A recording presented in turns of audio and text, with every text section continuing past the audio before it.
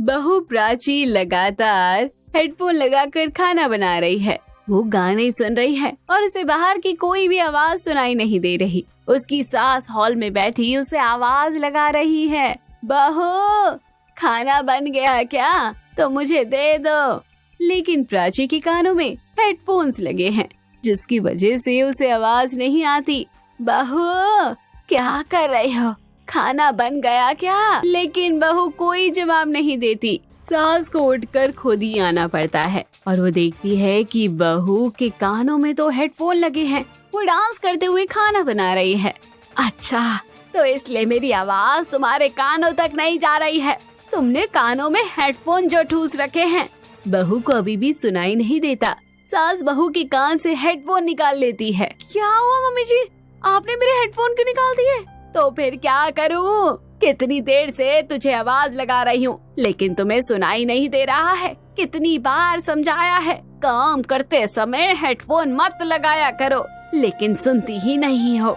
अरे मम्मी जी, आपको तो पता है ना मुझे हेडफोन लगाकर काम करने की आदत है। बिना गाना सुने मैं नहीं रह सकती हूँ। लेकिन तुम्हारी इस आदत के चलते हमें तो परेशानी होती है ना। अरे कितनी देर से आवाजें लगा रही हूँ, खाना बना कि नहीं, लेकिन तुम्हारे कानों में ये हेडफोन जो लगे हैं ये तुम्हें आवाज कहाँ आने देंगे। खाना बन गया है मम्मी जी, आपका लगा देती हूँ। आप जाकर हॉल में बैठो, लेकर आती हूँ। सास गुस्से में वहाँ से चली जाती है और बहू अपने कानों में फिर से हेडफोन लगा लेती है। अगले दिन सुबह प्राची का पति नहा रहा होता है और देखता है कि साबुन खत्म है।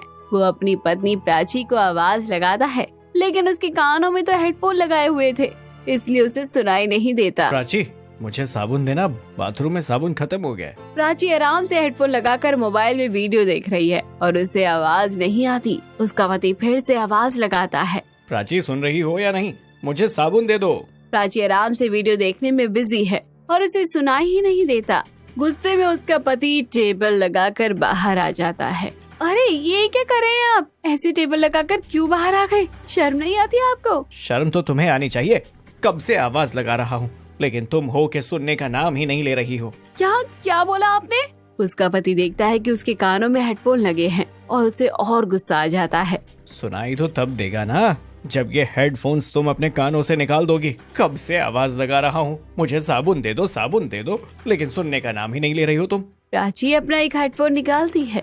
वो मैं एक वीडियो देख रही थी, बस इसलिए हेडफोन लगा रखा था। आप ऐसे ही बाहर क्यों आ गए हो? क्या आपको कुछ चाहिए? हे भगवान, मैं क्या करूं? ऐसी बीवी का 50 बार बोल चुका हूं, मुझे साबुन दे दो। बाथरूम में साबुन खत्म हो गया है। अब तुम देती हो या मैं खुद नीचे आकर लेकर जाऊं? नहीं, आप टावर लगाकर कहाँ नीचे जाएंगे? आप रुको, मैं लेकर आती हूँ। प्राची उठकर चली जाती है और उसका पति उससे गुस्से में देख रहा होता है।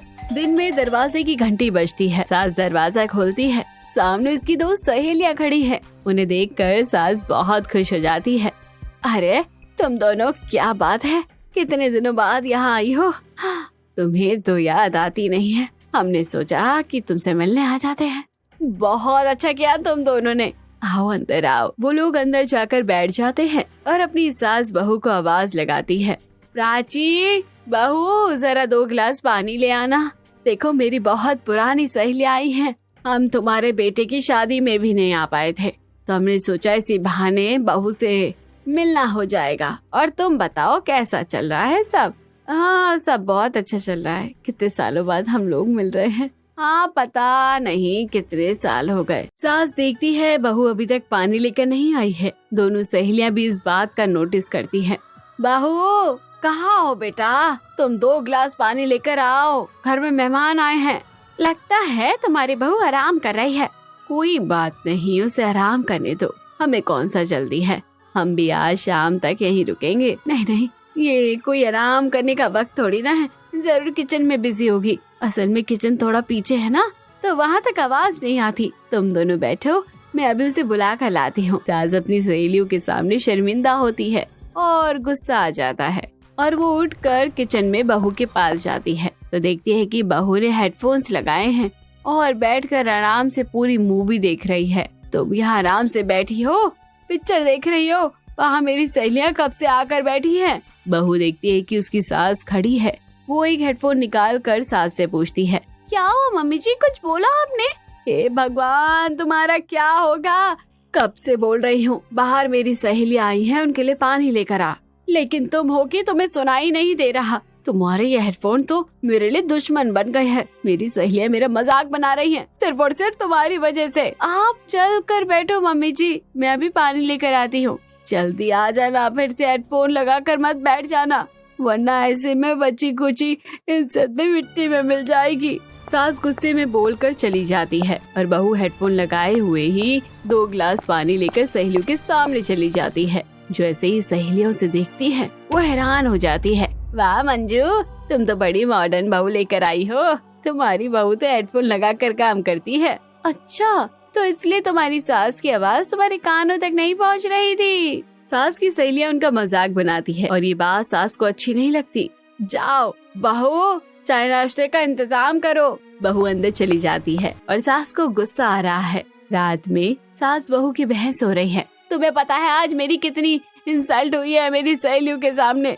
तुमने मेरी इज्जत मिट्टी में मिला दी। इसमें बेइज्जती होने वाली कौन सी बात है मम्मी जी? मैं आजकल की लड़की हूँ, मुझे आदत है हेडफोन लगाकर काम करने की, इसमें गलत क्या है? तभी वहाँ उसका पति आ जाता है। अब क्या हो गया? आप दोनों किस बात के लिए बहस कर रहे हो? और किस बात के लिए बहस होगी? तुम्हारी पत्नी ने आज मेरी सहेलियों के सामने मेरी इंसल्ट करवा दी। उनके सामने भी ये हेडफोन लगा कर आ गई। तुम्हें पता है उन्होंने मेरा कितना मजाक बनाया। तुम्हें कोई तुम्हारी पसंद की चीज बंद करने के लिए नहीं कह रहा है, लेकिन ये हर वक्त कानों में हेडफोन्स लगा कर रखना सही नहीं है। और फिर हम लोग तुम्हें आवाज लगाते रहते हैं और तुम सुनती ही नहीं हो। बहू हो तो क्या अपनी पसंद की चीज करना बंद कर दो? प्राची, मैंने तुम्हें कितनी बार समझाया है कि हेडफोन का इस्तेमाल थोड़ा कम किया करो। तुम समझती क्यों नहीं हो? अब तो तुम कोई नादान बच्ची भी नहीं हो, किसी की पत्नी हो, इस घर की बहू हो। आप लोगों को तो बहाना चाहिए मुझे डांटने का और बातें सुनाने का। कुछ ना मिला तो बस मेरे हेडफोन को लेकर ही आप लोग शुरू हो जाते हैं। वही तो बात है बेटा, तुम समझते नहीं हो। बाकी सब चीजें तुम्हारे लिए हैं और यह सब चीज तुम्हारे अंदर बहुत अच्छी है, लेकिन बस एक यही गंदी आदत है जिसकी वजह से हमें परेशानी हो रही है। बहू किसी की नहीं सुनती और वहाँ से चली जाती है। सास और पति एक दूसरे को देखकर हैरान हो जाते हैं। अगले दिन बहू हेडफोन लगाकर मशीन में कपड़े धो रही थी और साथ में गाना भी सुन रही थी। सास हॉल में बैठी हुई है और उन्हें कुछ बातचीत ठीक नहीं लगती। इतना अजीब क्यों लग रहा है? सीने में भी दर्द हो रहा है। ओ प्राची, बहुत जरा इधर आना। प्राची ने हेडफोन लगाए हुए हैं, उसे कुछ सुनाई नहीं देता। वो अपनी मशीन से कपड़े धोने लगती है। सास को दर्द तेज होने लगता है और फिर वो आवाज लगाती है, हे भगवान, मुझे इतना तेज दर्द क्यों हो रहा है? बहू सुन, अरे सुन, मेरे सीने में दर्द हो रहा है। बहू सुन रही हो ना?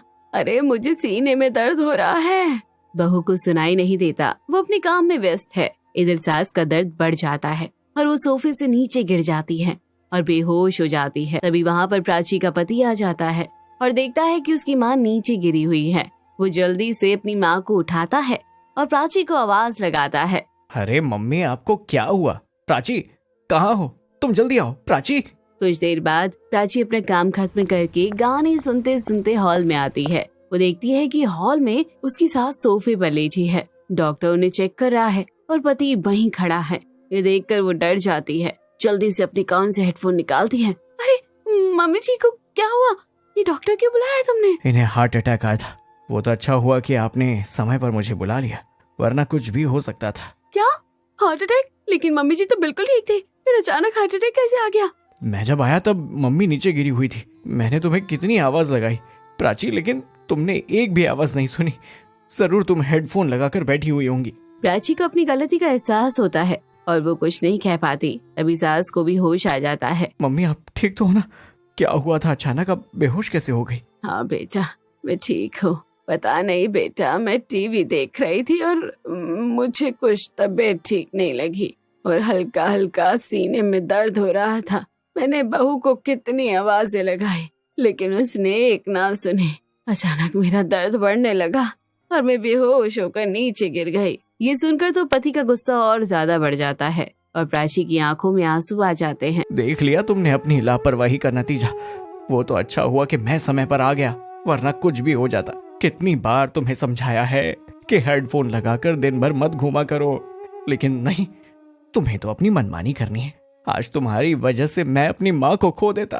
मुझे माफ कर दीजिए मम्मी जी, मुझे माफ कर दीजिए। ये सब मेरी लापरवाही की वजह से हुआ है।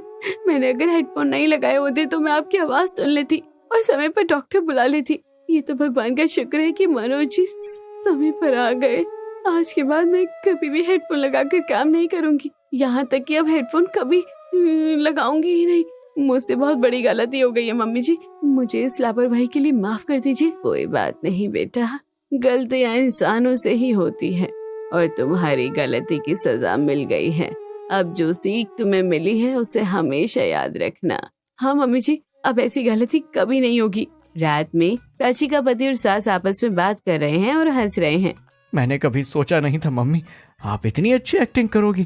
आपने तो प्राची को सच में ही डरा दिया। हमने भी कच्ची गोलियां नहीं खेली हैं बेटा, और डॉक्टर साहब को तो थैंक यू बोलना। हमारे बोलने पर वो हमारे नाटक में शामिल हो गए। चलो, अब कम से कम बहू का हेडफोन से मोह तो छूट गया। पति और सास दोनों हंसने लगते हैं। इसी तरह कहानी भी यहीं खत्म होती है। कैसी लगी कमेंट बॉक्स में जरूर बताइए। चैनल को अभी तक सब्सक्राइब नहीं किया तो जरूर कर लीजिए। मिलते हैं अगली वीडियो में। Thanks for watching. पूरा परिवार गरीबी के कारण काफी संघर्ष में जुटा हुआ था। दिया, जो अपने गरीब पति नीलेश, बीमार बूढ़ी सास मेनका, ससुर हरिया और नंद कविता के साथ अपने छोटे से मिट्टी के बने झोपड़े में बैठी सबके साथ बासी रोटियां और चटनी खा रही थी।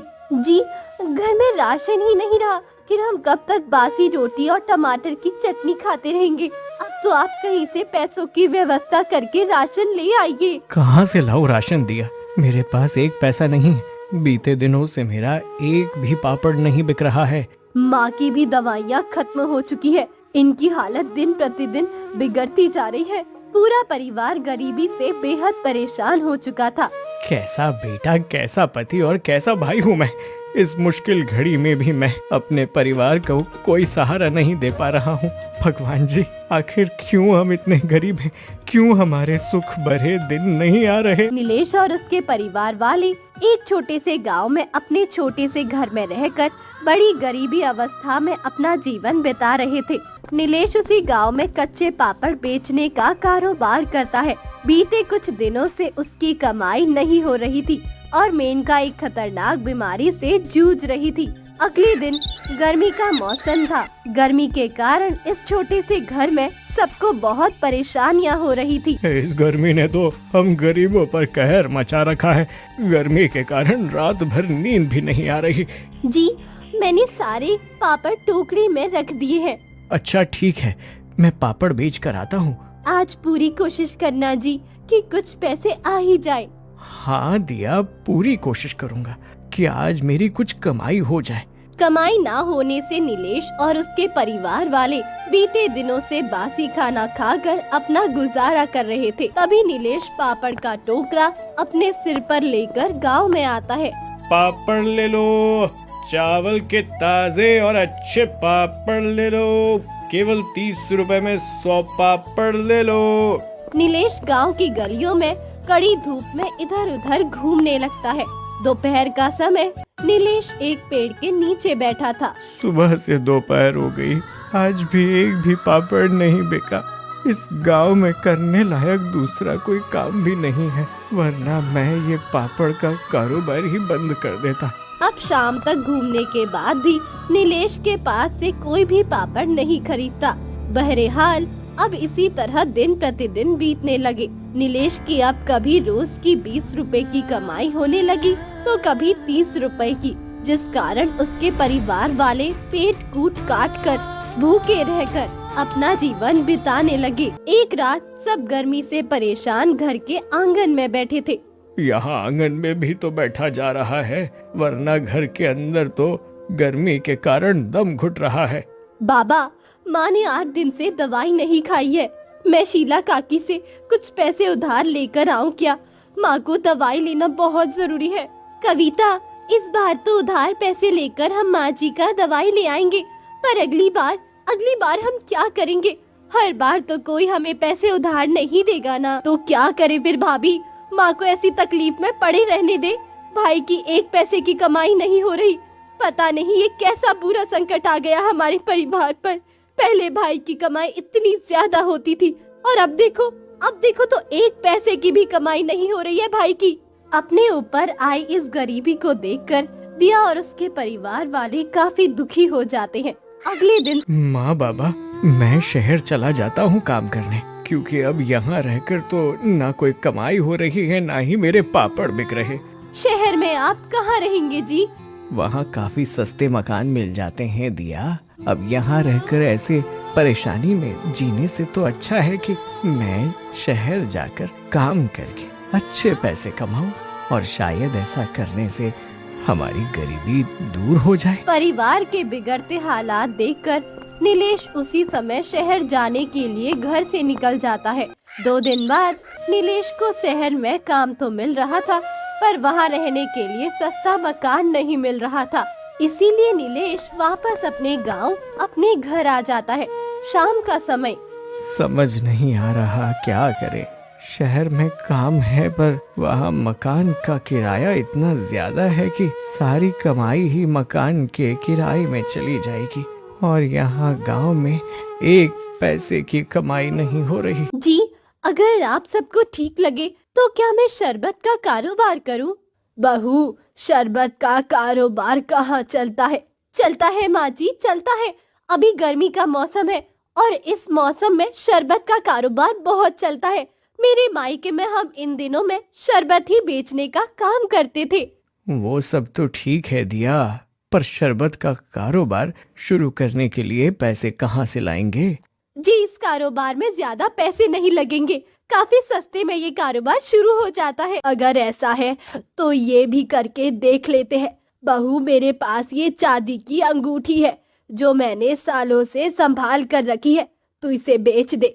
तभी मेनका अपनी चांदी की अंगूठी दिया को दे देती है और अगले दिन दिया उसे बेच देती है, जो 500 रुपए की बिकी थी। अंगूठी तो केवल 500 रुपए की ही बिकी है।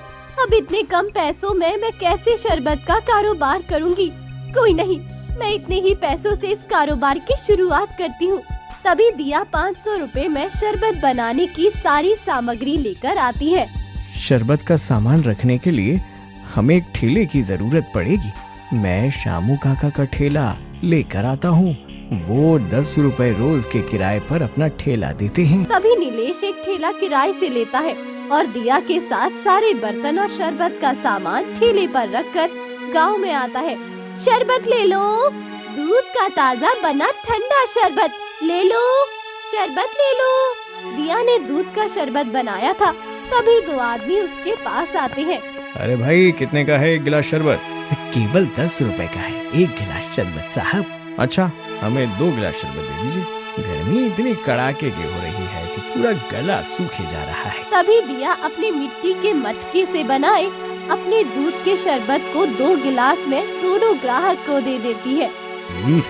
वाह, ये शरबत तो बड़ा ही मजेदार और ठंडा है। दोनों ग्राहकों को दिया का शरबत काफी पसंद आता है और दोनों उसे पैसे देकर वहाँ से चले जाते हैं। वाह दिया, लोगों को तो हमारा शरबत काफी पसंद आ रहा है। जी, ये शरबत बनाना मैंने अपने माँ से सीखा था। मेरी माँ भी ऐसे ही बढ़िया शरबत बनाया करती थी। बस अब इसी तरह हमारे पास ग्राहक आते जाएं और हमें भी हमारा शरबत अच्छा लगते जाए। थोड़े समय बाद दिया के पास कुछ ग्राहक और आते हैं और वो भी दिया से शरबत खरीद कर पीते हैं। दिया का शरबत काफी स्वादिष्ट था और ऊपर से गर्मी का मौसम चल रहा था, इसीलिए लोग अच्छी मात्रा में दिया के पास आकर शरबत पीने लगते हैं। शाम का समय दिया के पास का सारा शरबत बिक जाता है। देखो दिया, हमारा शरबत पूरे 800 रुपए का बिका है। हमें पूरे 300 रुपए का मुनाफा हुआ है। मैंने कहा था ना कि ये कारोबार बहुत चलेगा। हमारे गांव में कहीं भी शरबत की दुकान नहीं है, इसीलिए मुझे शरबत का कारोबार करने का उपाय सूझा था। बहुत बढ़िया उपाय सूझा था तुम्हें दिया। चलो अब घर चलते हैं और इन सारे पैसों का शरबत बना लेंगे। दोनों घर आते हैं और सबको अपनी कमाई बताते हैं। उसके बाद अगले दिन से दिया और नीलेश फिर से दूध का शरबत बनाकर गांव में लेकर आते हैं और सारे दिन में उसे भी बेच देते हैं। अब ये सिलसिला कई दिनों तक चलता रहा। दिया का शरबत गांव में रोज रोज खूब बिकने लगा और अपनी कमाई दिन प्रतिदिन बढ़ने पर दिया दूध के शरबत के साथ साथ दूसरे और भी तरह के शरबत बनाकर बेचने लगी। एक शाम सब घर में बैठ के शरबत बना रहे थे। दिया, मैं शामू काका से एक ठेला और किराए से ले लेता हूँ। अब हम दोनों अलग अलग ठेले पर शरबत बेचेंगे। तुम गांव के एक स्थान पर शरबत बेचना और मैं किसी और इलाके में जाकर शरबत बेचूंगा। इससे हमारी दुगुनी कमाई होगी।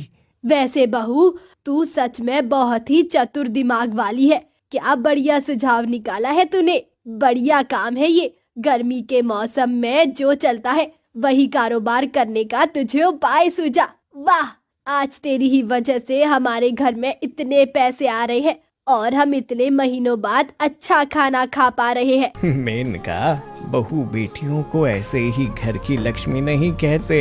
बहू बेटियां घर में जब आती हैं तो अपने साथ लक्ष्मी भी लेकर आती हैं।